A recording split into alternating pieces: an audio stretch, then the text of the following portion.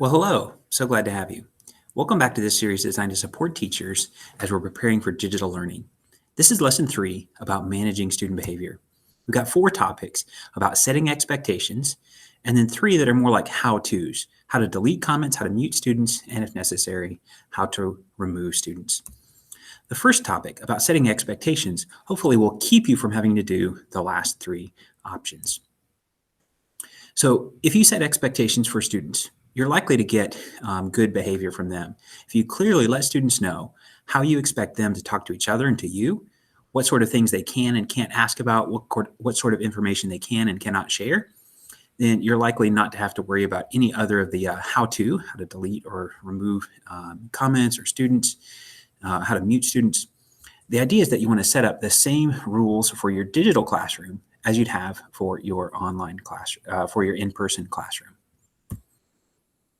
The next 3 how-to topics, we're going to switch over to a classroom and kind of show how to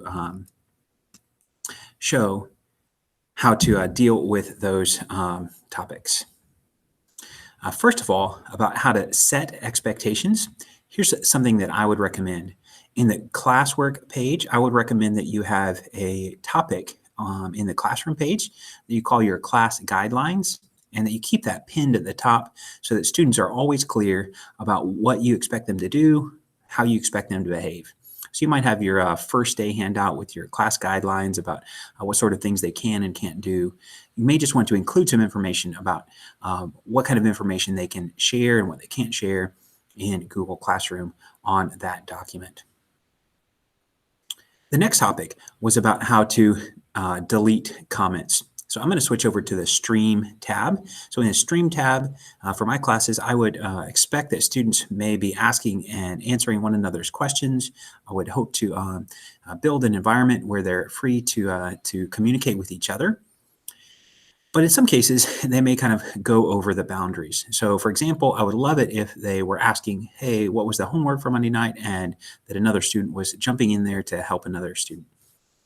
However, in this particular comment, this student was sharing what the answer to a particular homework question was. And that's something that I would not want my students to be able to do. So there are probably 2 things I would do. I'd probably connect with that student that was sharing information and clarify that they're not supposed to do that. I would probably also delete that comment. And you're going to delete the comment by clicking on the 3 dots menu next to that particular comment, and you can delete that.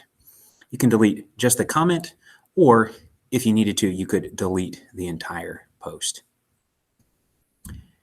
The other topic that you might, other action that you might need to take if you have a student who is not interacting appropriately, it may be necessary to mute a student.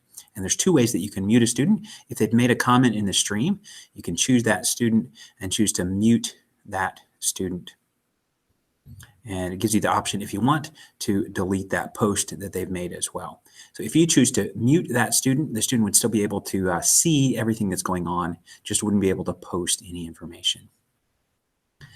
There's another place that you can mute a student, and that would be in the People tab, So if you choose a particular student, by clicking the checkbox next to their name, you've got the options where you can email, remove, or mute that student.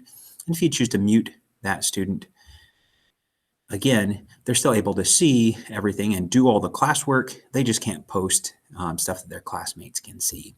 If that student is muted, we've got a little speaker crossed out next to their name, reminding you visually that they are muted. You can choose to mute many students at once or unmute those students all at once as well, or multiple students by clicking multiple checkboxes. And then finally, if you've got a student that persists not behaving properly, or just by accident, or maybe even on purpose, you've got a student that doesn't belong in your class that ends up in that class, you are able to remove that student from the class. So you can click next to their name, click remove. That will remove that student from that class completely. Hopefully, that's not necessary, but I want you to know how to do it in case you need to. So hopefully, You're clear now on how to manage student behavior in your Google Classroom. You know how to set expectations. If necessary, you know how to delete comments, mute students, and remove students.